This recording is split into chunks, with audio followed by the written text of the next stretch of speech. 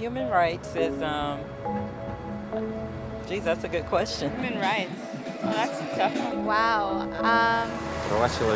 I don't even know how to give that a definition. I would probably have to do a little bit of homework or something. Yeah, any right that I think just as a normal, human, The rights that humans have? Oh, that's a very large debate. Mezcla que tu mangi. Tú le puedes preguntar a 20 personas y te van a dar 20 diferentes opiniones. Non saprei, è una domanda complicatissima. Because we just take them for granted that they're there, but we don't even consider what they are.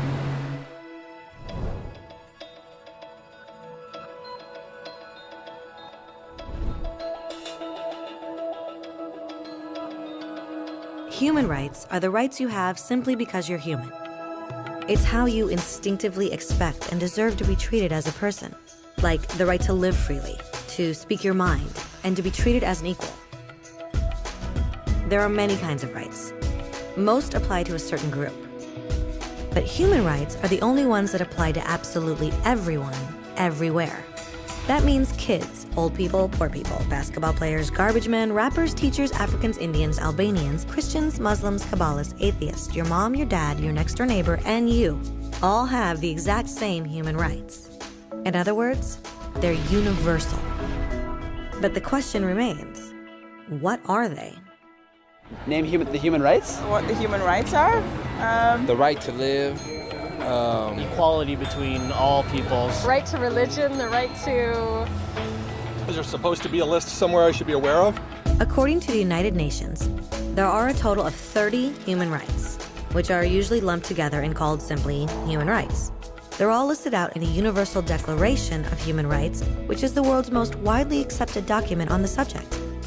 But it was a long time in coming.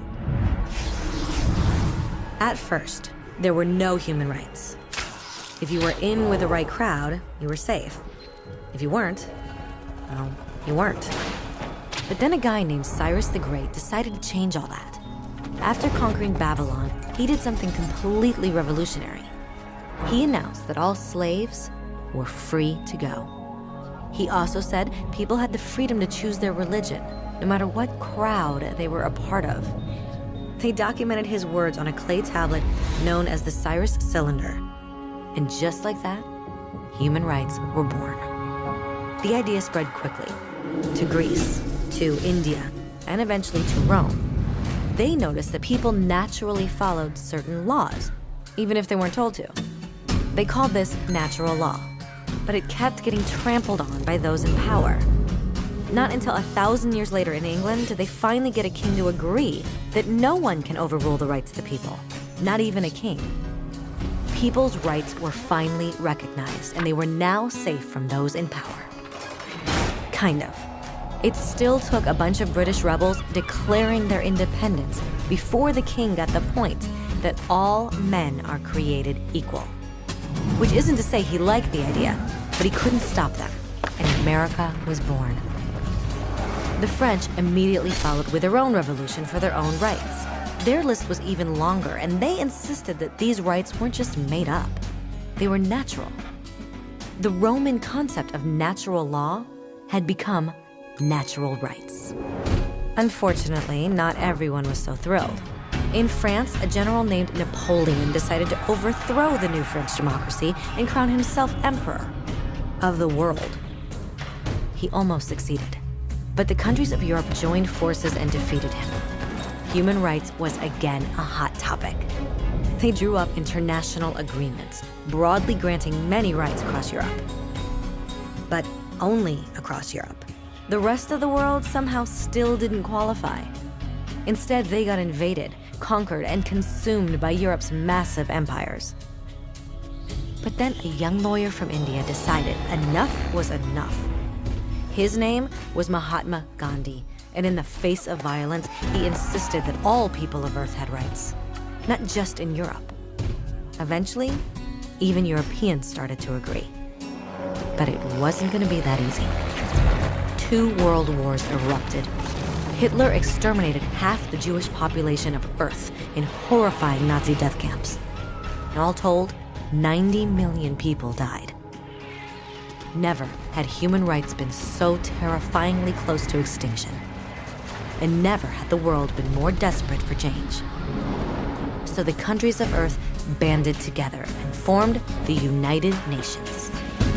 Their basic purpose was to reaffirm faith in fundamental human rights, in the dignity and worth of the human person. But what were human rights? Were they the proclamations of Cyrus, the natural laws of Rome, the declarations of France? Everyone seemed to have a slightly different idea of what human rights should be. But under the supervision of Eleanor Roosevelt, they finally agreed on a set of rights that applied to absolutely everyone. The Universal Declaration of Human Rights. The French concept of natural rights had finally become human rights. So, in summary, at first, only a few lucky people had any rights, until one of those guys decided, hey, other people should have some rights too, which was great, except not everyone agreed. And it only took a few thousand years of fighting and declarations and more fighting until everyone finally agreed that human rights should apply to everyone. And they all lived happily ever after. Except for one little problem. If people have the right to food and shelter, why are 16,000 children dying of starvation every day? 1 every 5 seconds. If people have freedom of speech, why are thousands in prison for speaking their minds? If people have the right to education, why are over 1 billion adults unable to read?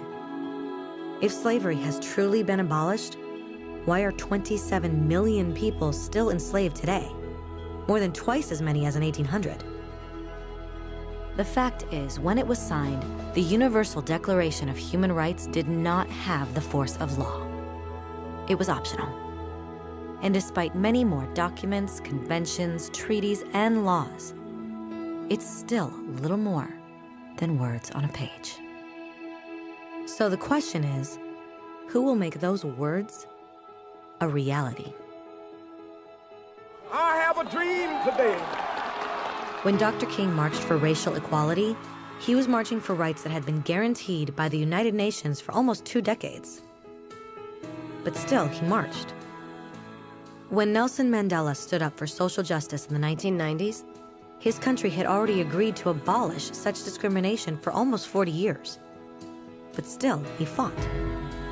Those who fight today against torture, poverty, and discrimination are not giants or superheroes. They're people. Kids, mothers, fathers, teachers. Free-thinking individuals who refuse to be silent. Who realize that human rights are not a history lesson. They're not words on a page. They're not speeches or commercials or PR campaigns. They are the choices we make every day as human beings. They are the responsibility we all share to respect each other, to help each other, and to protect those in need. As Eleanor Roosevelt said, where, after all, do universal human rights begin? In small places close to home. So close and so small that they cannot be seen on any maps of the world. Yet they are the world of the individual person, the neighborhood he lives in, the school or college he attends, the factory, farm, or office where he works. Such are the places where every man, woman, and child seeks equal justice, equal opportunity, equal dignity without discrimination. Unless these rights have meaning there, they have little meaning anywhere.